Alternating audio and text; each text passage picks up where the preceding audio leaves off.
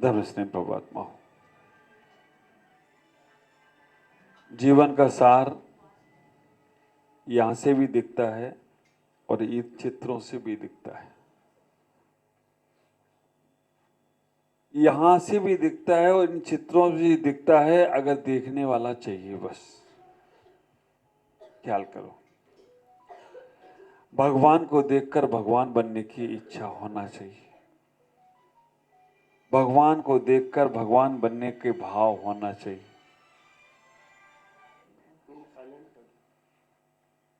भगवान को देखकर भगवान होने के भाव अगर तुम्हारे होते हैं तो समझ के रखना, तुम संसार में रहकर कुछ कर रहे हो। और भगवान को भगवान ही देखते रहोगे, भगवान को भगवान की तरह ही मानते रहोगे, तो संसार में तुम वहीं के वहीं बने रहोगे। वहां से उठकर भगवान जैसा भाव बनाने का प्रयास करो। संसार की अवस्था क्या है, ये संसार दर्शन तुम्हें बता रहा है। ये वृक्ष रोज देखते हो आप, और रोज वो वृक्ष देखने के बाद वृक्ष कहाँ देख पाते होगे तुम? तो भगवान को देख के ही निकल जाती हो, क्योंकि भगवान बनना है। लेकिन इस वृक्ष के अंदर देखने का प्रयास करो, वृक्ष का स्वाध्याय करने का प्रयास करो। वृक्ष में एक हाथी दिख रहा है ना, हर मंदिर में होता है। एक हाथी दिख रहा है, एक पेड़ दिख रहा है, दो चूहे दिख रहे हैं, एक आदमी दिख रहा है, और एक नीचे कुआं है। और यहाँ पे ये 4 सांप की जगह 5 बना दिए, एक एक्स्ट्रा बना दिया है।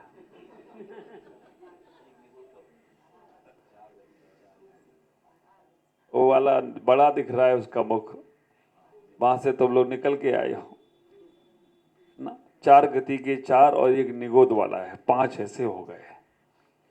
और कुछ दिख रहा है वहां पर? एक मधुमक्खी का छत्ता दिख रहा है। और कुछ दिख रहा है?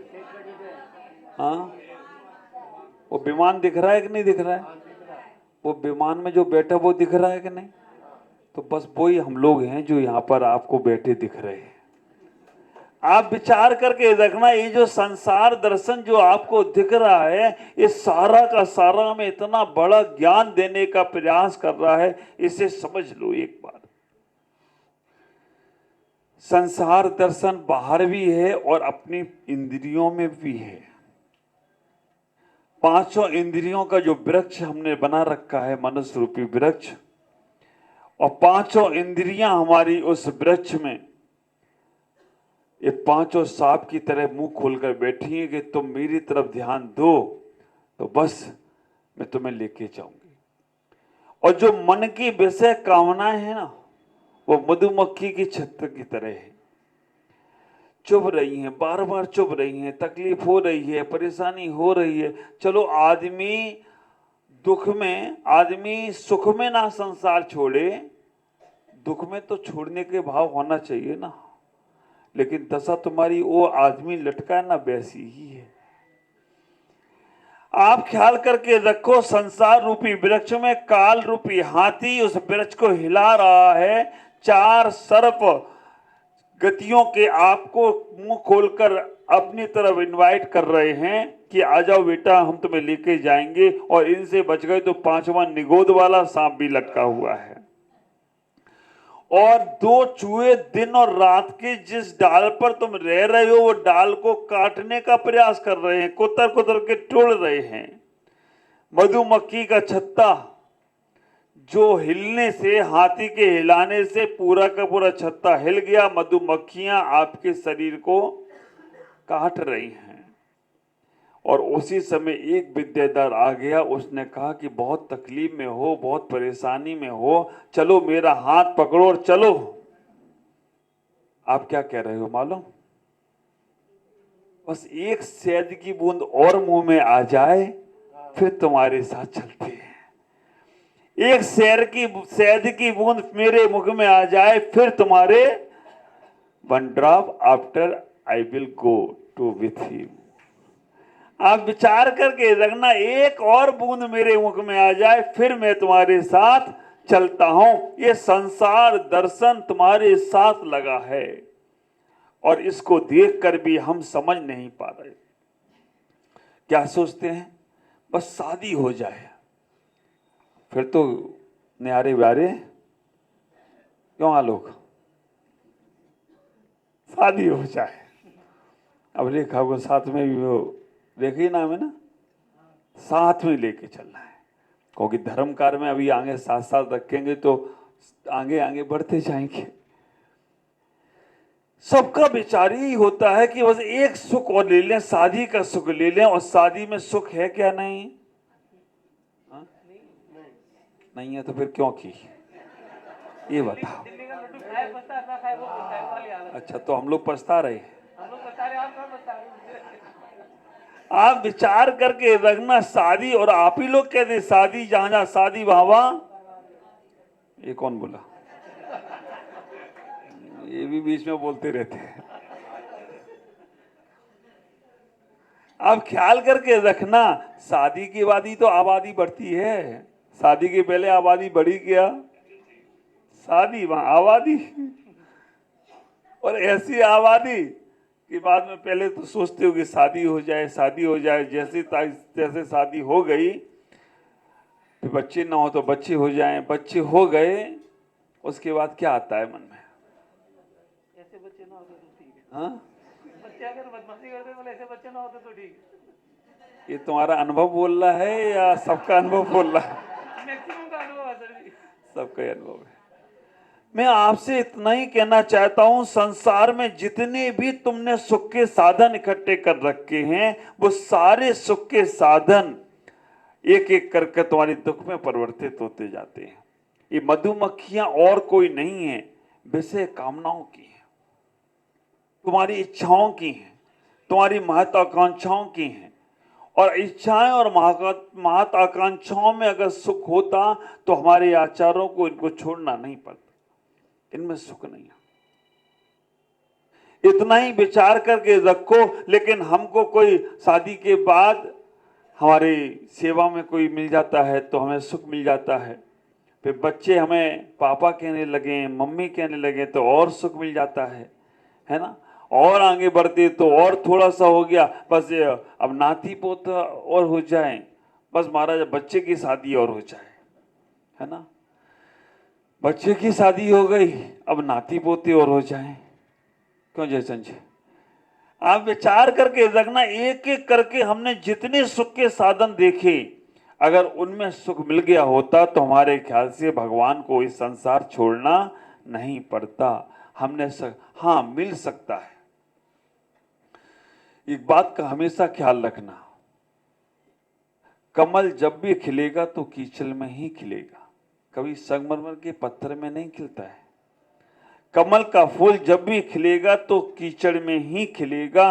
बस शर्त इतना ही है कि कीचड़ कीचड़ दिखनी चाहिए और कमल को कमल रहना चाहिए, है ना। हमने कीचड़ को ही कमल मान लिया तो कभी भी हम पार नहीं हो सकते। अरिहंत भगवान भी संसार में है और हम सब भी संसार में हैं। अरिहंत भगवान संसार से पार नहीं हुए, अरिहंत भी संसार में है और हम भी संसार में। अंतर क्या है? हाँ, अंतर इतना है, हम संसार में हैं और संसार भी हम में है। अरिहंत संसार में है लेकिन अरिहंत में संसार नहीं है। तो आप अपने जीवन को कलाकार की तरह जियो। किसी दार्शनिक ने कहा है, जीवन जीना है तो ऐसे जियो जैसे कलाकार कर जीता है, और कलाकारी करना है तो ऐसे करो जैसे जीवन जी रहे हो। दोनों में सफल हो जाओ तो कोई आश्चर्य की बात नहीं है। कलाकारी करना है तो ऐसी करो जैसे बिल्कुल जीवन ही जी रहे हो। कैसी कलाकारी? पिक्चर देखते हो, है ना उदय जी? बागवान पिक्चर देखी थी? रोई थी थोड़ी? रोई थी थोड़ी थी। आप विचार करके रखना, पिक्चर देखो तो ऐसे देखो कि रोना भी आ जाए। हाँ, मुझे मालूम था अम्मा यही बोलने वाली है। तुम लोगों को एक ही घर के अनुभव हैं, हमको हजारों घर के अनुभव हैं, क्योंकि सारी दास्तानें यहीं आती हैं हमारे पास। तुमको तो कहिए कि पति के अनुभव होंगे, हमारे पास तो सारे पतियों के अनुभव हैं। आफत गले पड़ी है और क्या क्या है ना वो, हाँ जब से हुई है। और एक वो भी है ना, बुड्ढा मिल गया, क्या है वो, हाँ हाय मैं क्या करूं मुझे बुड्ढा मिल गया। ये सब तुम ही लोग सुनाते हो। आप विचार करो, कलाकारी ऐसी करो जैसे जीवन जी रहे हो, और जीवन जियो तो ऐसा जियो जैसे कलाकारी कर रहे हो, तुम्हें हर जगह सुख मिल जाए। परिवार में जाओ तो परिवार के हो जाओ, व्यापार में जाओ तो व्यापार के हो जाओ, वहां से निकलो धर्म में जाओ तो धर्म के हो जाओ। और इन सब में जाने के बाद भी आप अपने ही रहने का प्रयास करो। इष्टोपदेश में पूज्यपाद स्वामी कहते हैं कि दिगंबर संत जो होते हैं वो चलते हुए भी नहीं चल रहे, बोलते हुए भी नहीं बोल रहे, आहार करते हुए भी नहीं कर रहे, सोते हुए भी नहीं सो रहे। ख्याल करो, दिगंबर संत सब कुछ कर रहे हैं फिर भी कुछ नहीं कर रहे हैं, और आप कुछ भी नहीं कर रहे हो फिर भी आप, हम चलते हुए भी नहीं चल रहे हो और आप बैठे बैठे भी चल रहे हो। सब लोग चल रहे हो कि नहीं? मन में चल रहा है महाराज कब छोड़ें और हम घर पहुंचे। आप भोजन करते हुए भी नहीं करते हुए भी भोजन कर रहे हो। क्यों? कि जैसे ही समय हो गया अब जल्दी से चाय नाश्ता करना है, तो नहीं करते हुए भी कर रहे हो। और हम साधु जब आहार कर रहा है तो भी आहार नहीं कर रहा है, क्योंकि वो आहार तो पुद्गल का है, शरीर का है, मेरे आत्मा को आहार तो अभी बाकी है। और जब तक वो आहार नहीं होगा तब तक मेरा आहार होने वाला नहीं है। विचार करो, इतना ही जीवन को सोचने का प्रयास करो कि कैसे हम अपने आप को पाने का प्रयास करें। संसार में सब कुछ मिलेगा, संसार में सब कुछ है, लेकिन उसमें अगर सुख होता तो हम शायद संसार को छोड़ते ही नहीं। हम मन में भावना आए, मन में विचार भाव करने का प्रयास करें कि कैसे हमें अपने आप को पाने का प्रयास करना है। परिवार, व्यापार, संसार, सब जगह तुम अपने आप को इन्वॉल्व रखते हो, लेकिन कभी आप अपने आप को भी तो इन्वॉल्व करो। मैं हमेशा एक बात कहता हूं, मंदिर के ट्रस्टी बनने की इच्छा रखते हो, तीर्थ के ट्रस्टी बनने की इच्छा रखते हो, समाज के ट्रस्टी बनने की इच्छा रखते हो, लेकिन अपने आप के ट्रस्टी कैसे बनोगे? चलो अपने आप के नहीं बनो, भगवान के ट्रस्टी बन जाओ। भगवान के ट्रस्टी कैसे बनोगे आप? तो भगवान के ट्रस्टी ऐसे बन सकते हो, और जो भगवान का ट्रस्टी बन गया तो भगवान का जितना वैभव है सब उसको ही। कैसे बनोगे भगवान के ट्रस्टी? भगवान पे ट्रस्ट करना शुरू कर दो, तुम भगवान के ट्रस्टी बन जाओ तो कोई आश्चर्य की बात नहीं है। ट्रस्ट तो करो उन पर कि वो ही मेरे तारणहार हैं, उन्हीं से हम अपने आप को पा सकते हैं। संसार की कोई भी वस्तु, कोई भी चीज तुम्हें तुम तक नहीं पहुंचा सकती है, लेकिन उनके पास वो समर्थ है। उन्हें देखते देखते कितनी सुंदर तुम्हारी तेरी मूरत तो कितना सुंदर होगा। एक बार निहारो, आप अलग दृष्टि से निहारो। लेकिन होता बड़ा उल्टा है, घर से निकलोगे आंख खोलकर और भगवान देखते ही आंख बंद, और आंख बंद होते ही घर की पिक्चर चालू, इधर उधर के विचार चालू, इधर उधर की कहानी चालू। हमें आश्चर्य ये लगता है कि भगवान के दर्शन तो आंख खोलकर होना चाहिए। दर्शनम देव देवस दर्शनम पापनाशनम, तो लेकिन भगवान के दर्शन तुम आंख बंद करके करते क्यों? इन भगवान को देखने के लिए सौद्रमिंद 1008 नेत्र बनाता है। पंचकल्याणक में आपने देखा था, 1008 नेत्र बनाता है, फिर भी वो तृप्त नहीं हो पाता है। हमें कभी भी दर्शन आंख बंद करके नहीं करना। इन भगवान को अपने अंदर समाहित करो, इन भगवान को आंखों से अपने अंदर समाहित करो। और जब कभी ये ना हो, भगवान घर में हो, परिवार में हो, तब इन भगवान का ध्यान करने के लिए बैठो। और यहीं तुमने आंखें बंद कर ली तो भगवान फिर घर में दिखने वाले नहीं हैं। इन भगवान को समाहित करो, अपने अंदर ले जाने का प्रयास करो। भगवान के दर्शन आंख खोलकर करना, और जब ध्यान करो, सामायिक करो, तब आंख बंद करना। तब तुम्हें ये भगवान साक्षात दिखने वाले हैं। आप सबसे कहूंगा कि ये संसार दर्शन देख रहे हो, ये सारे के सारी चीजें तुम्हारे साथ घट रही हैं, और ये हमारा पूरा स्वाध्याय कराने का प्रयास कर रहा है ये चित्र। लेकिन इसको समझने का प्रयास करो कि तुम्हें सब तरफ से तकलीफें हो रही हैं, और चारों गति के जीव, चारों गतियां तुम्हारे लिए मुंह खोलकर बैठी हैं, और हम अगर पार नहीं हुए तो निगोद का भी सर्प मुंह खोलकर बैठा है। इनसे पार होना है तो विद्याधर कह रहा है चलो मेरे साथ, हाथ भी आगे बढ़ा रहा है कि चलो मेरे साथ, लेकिन वो जीव कह रहा है कि बस 1 मिनट रुको, एक शहद की बूंद और ले लूं फिर चलता हूं। तो हम संत लोग भी विद्याधर की तरह आए हैं, कह रहे हैं चलो मेरे साथ।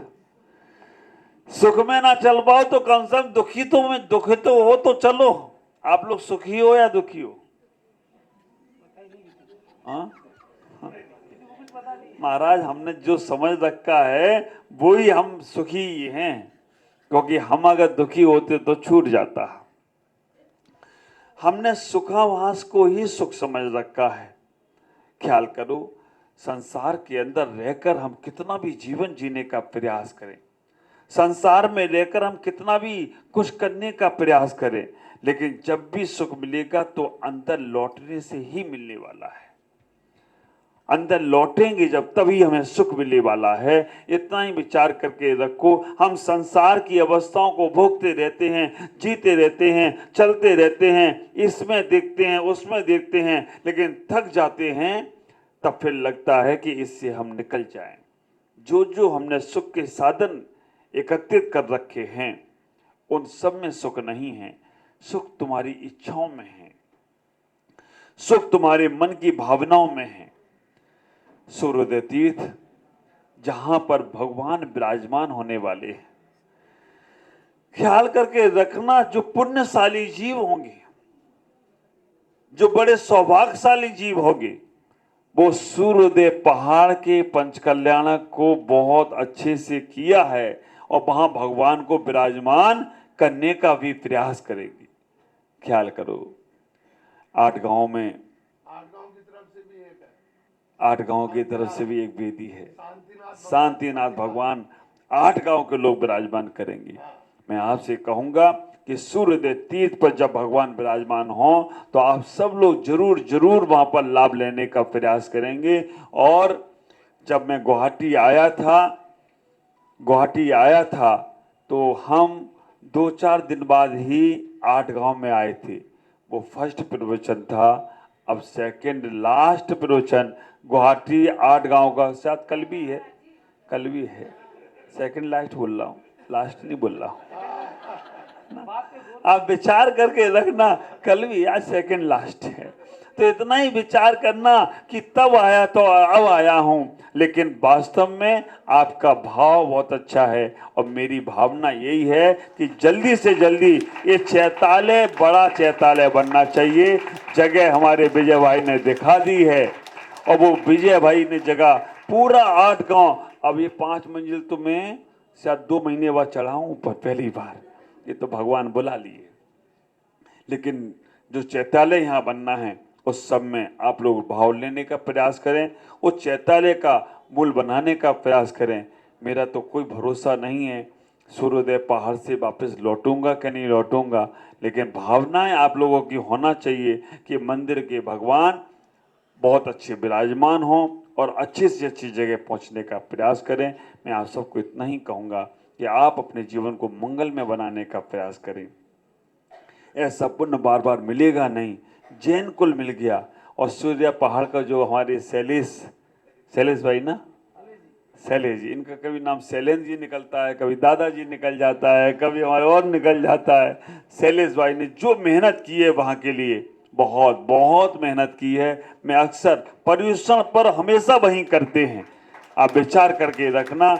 मैं इतना ही कहूँगा कि आप सब लोग उस पहाड़ से जुड़ें, उस तीर्थ से जुड़ने का प्रयास करें और अपने अंदर के तीर्थ को पहचानने का प्रयास करें, क्योंकि ये जीवन बार बार हमें मिलने वाला नहीं। आज इतना ही। ओम नमः जय गुरुदेव। जिन्होंने स्तुति